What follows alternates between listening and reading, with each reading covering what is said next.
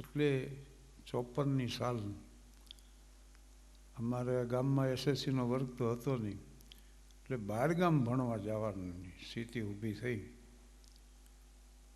પરિવાર ત્યારે નિર્ધનતાનો સામનો કરતો હતો.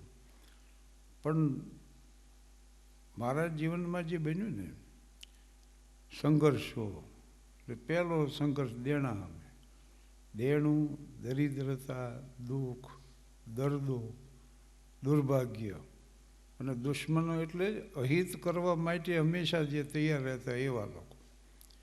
એવું માનશો ને કલાકાર હોય એટલે બધા પ્રશંસકો હોય ને એના ચાહકો હોય ને, એવું નથી ભાઈ. એનું અહિત કરનારા હોય છે. થોડી વિચારધારા મારી એના હારી સંઘર્ષમાં બહુ આવવું પડે. દુશ્મનો એટલે આટલું, જે અહિત કરવાનો પ્રયાસ કરે, આ બધા સામે સંઘર્ષ કરવો પડ્યો. મિત્રો અમે બધાએ, જેના હું નામો ગણાવું છું ને, હું ને નટુ ને વનેચર ને રતિલાલ ને થોબણ ને પ્રાણલાલ ને, એ બધાએ 11ના અંતે હતું એસએસસી. અમારે જુદા પડવાનો વારો આવ્યો. બહુ બધા વ્યથાથી ભરાઈ ગયા મન. એટલે એમ થયું કે છેલ્લી એક બાંડિયા બેલીની પાર્ટી કરી લઈ. એટલે અમે રામનવમીનો દિવસ હતો, સાંજે મારે ત્યાં બધા ભેગા થયા. 2-3 મિત્રોને સાયકલો હતી, એટલે સીધું સામાન બધું ટીંગાડી ત્યાં જઈને રાંધવું ને. જંગલ વચ્ચે એક જગ્યા છે બાંડિયા બેલી, એ અમારું પ્રિય સ્થાન. એટલે રાતે અહીંયા પહોંચી ભાખરી, શાક, છાશ, દહીં, એવું સાદું ભોજન. બીજે દી લાડુ, દાળ ભાત, શાકનું ભોજન કરતા. પણ 3 રૂપિયામાં લાડુ, દાળ ભાત, શાકની પાર્ટી થઈ જતી. આ નવી પેઢીને નવાઈનો પાર નહીં. 3 રૂપિયામાં. પણ 3 રૂપિયાનો વેત નહોતો, એ ભેગી વાત હતી. બોલો. એટલે સાંજની ભાખરીમાં 3 ખાધા પછી નટુ કે હજી એક આપો. તો ઓલા શોભણ ને સુલેમાન રાંધતા, એ કે હવે કૂતરા હાટું 2 રાખી છે, તમે કયો એમ કર્યું. તો કે તો જવા દે. હા રાખો. એટલે ત્યારે આ હું વાત એટલા માટે કહું છું કે અમે તે દી નિર્ણય કર્યો કે દર રામનવમીએ મિત્રોએ ભેગું થવું અને આ રીતે પાર્ટીમાં જવું. આ ક્રમ અમે 63 વર્ષથી સાંચ્યો.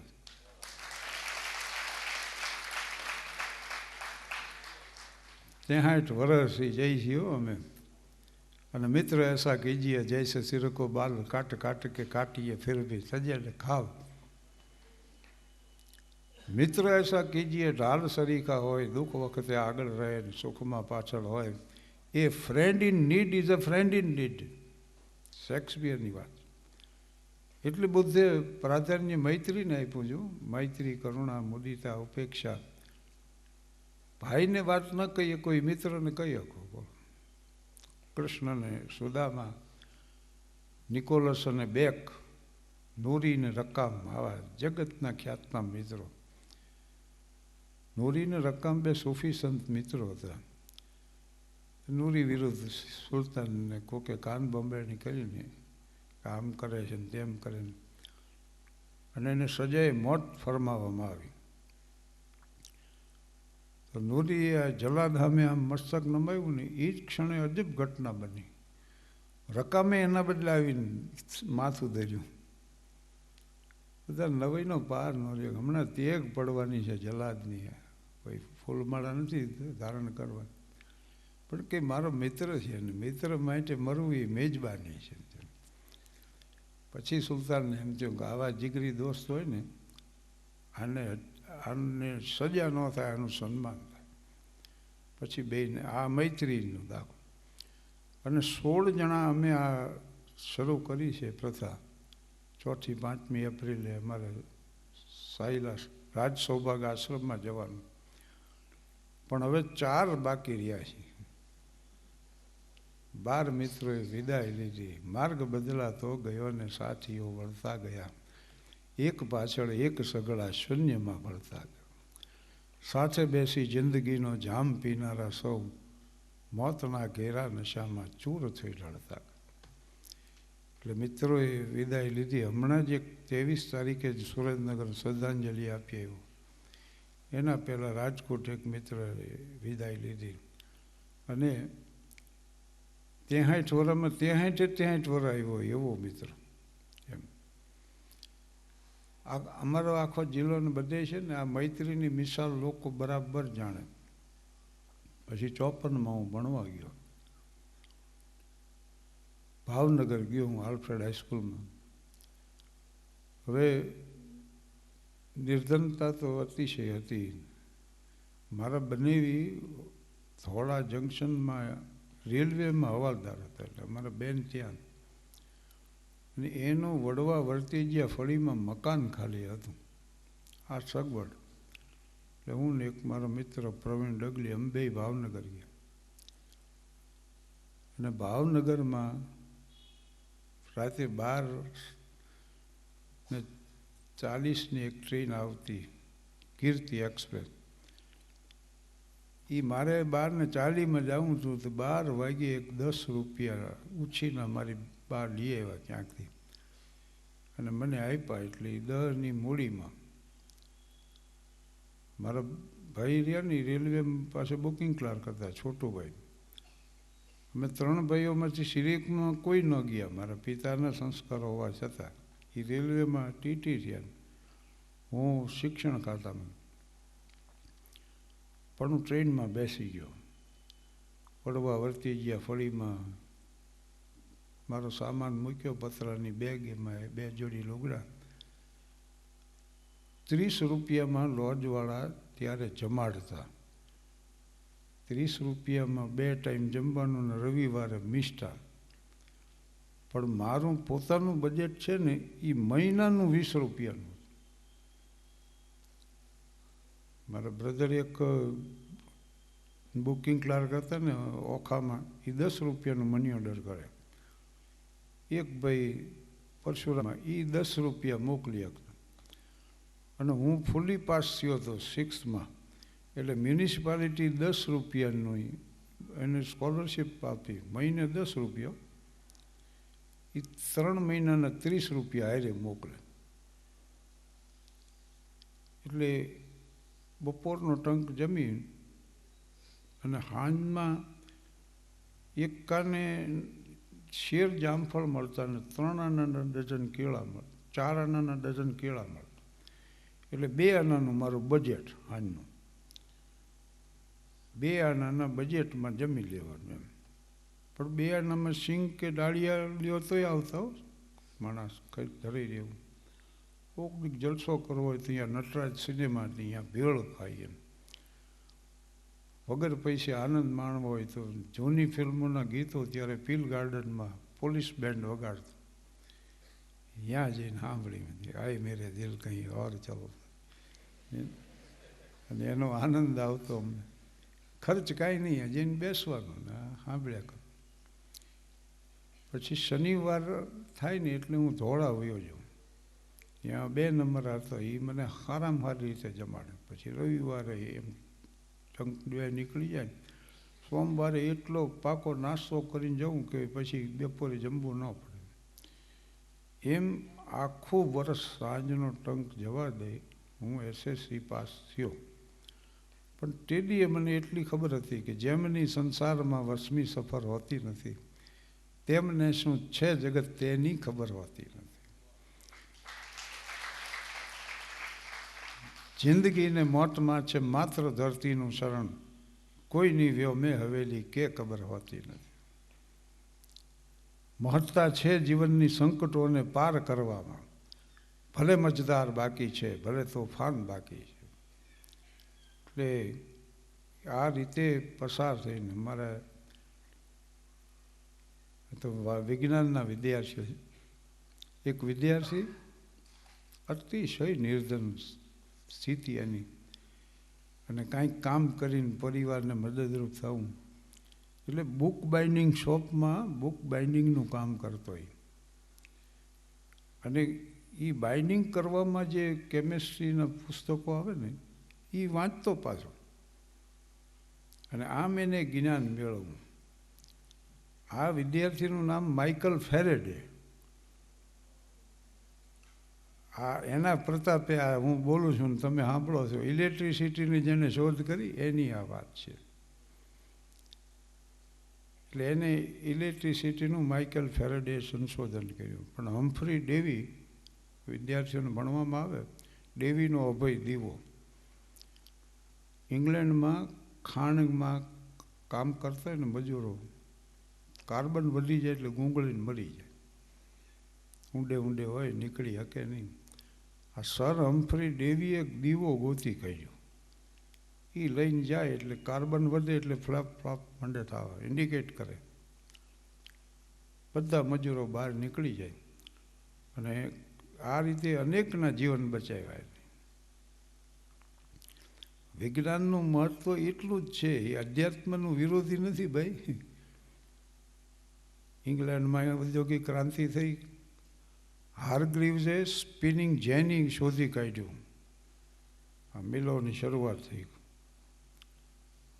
હારગ્રીવ્સનું સ્પિનિંગ જેની, એની પત્નીનું નામ જેની હતું. એ કાંતતી હતી અને કામ થઈ ગયું એકવાર, એટલે એને વિચાર આવ્યો કે બોબી નામ સીધું હોય તો વધુ સારું કામ કરી શકે, એટલે આ મિલો શરૂ.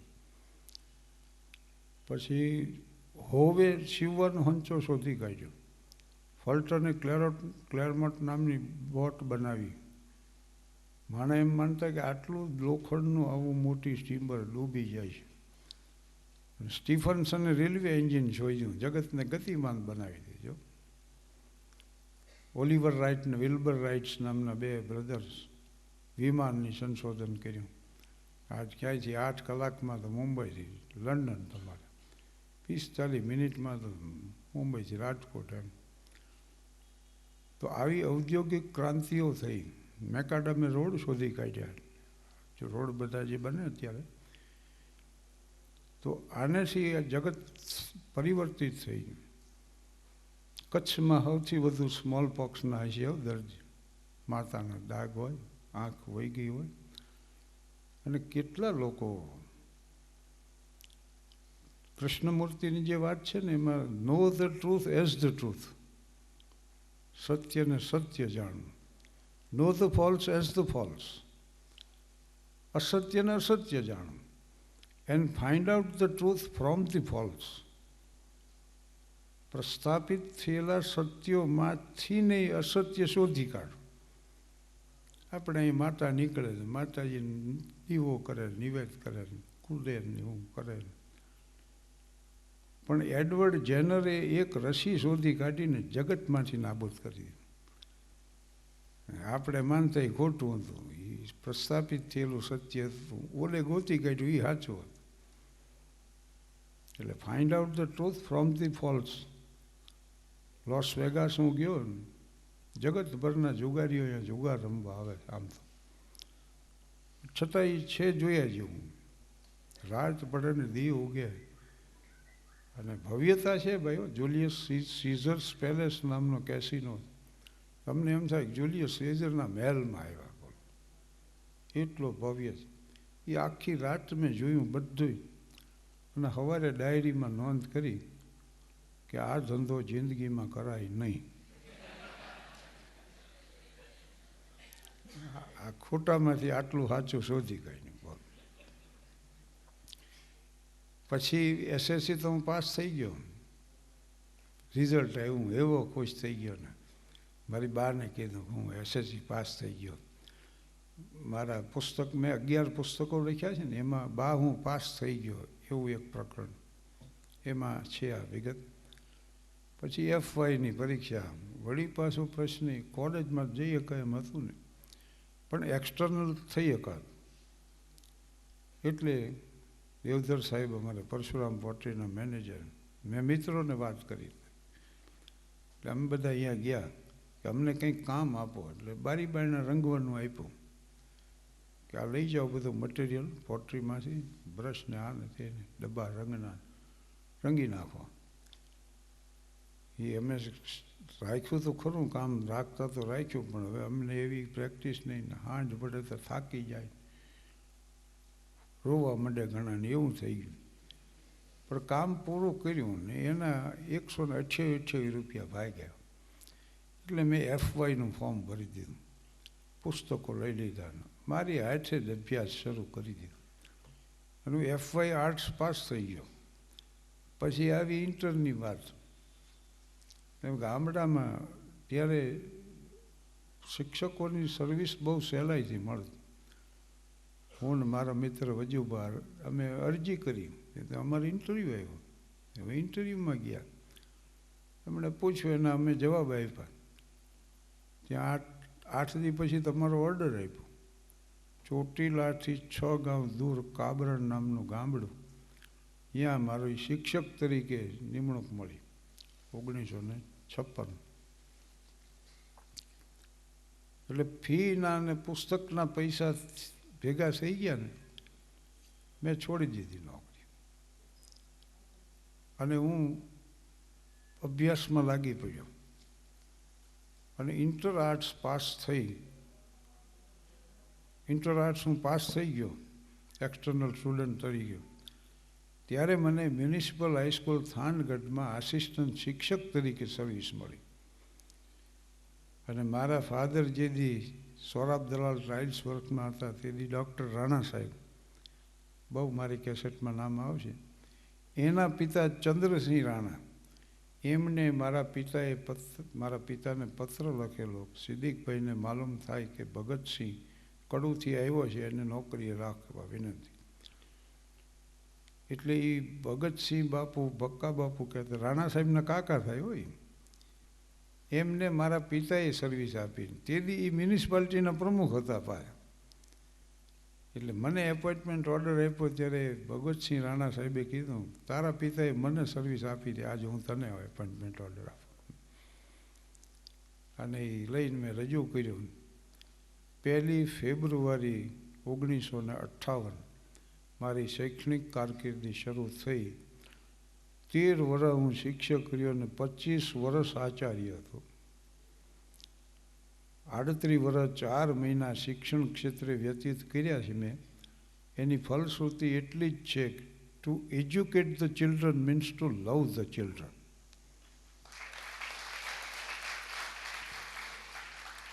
અને આ શિક્ષણ ક્ષેત્રમાં પડેલા દરેકે યાદ રાખ્યા જેવી વાત છે. ગુરુદેવ રવિન્દ્રનાથ ટાગોરની વાત છે આ. Two educate the children means to love the children. અને આ વાત આત્મસાત કરી છે મેં. બીજી વાત છે, મેડમ મોન્ટેસરી દુનિયાના મહાન શિક્ષિકા, અને મેડમ ડૉક્ટર હતા, પણ એને શિક્ષણમાં આ સંશોધન કરીને જીવન અર્પણ કર્યું. એની એક વાત સમજવા જેવી કે બાળકોને સમજાવવા પ્રયાસ ન કરો, સમજવા પ્રયાસ કરો. આવી મહાન શિક્ષિકા, પણ એને જ્યારે પૂછવામાં આવ્યું કે મેડમ વોટ ડુ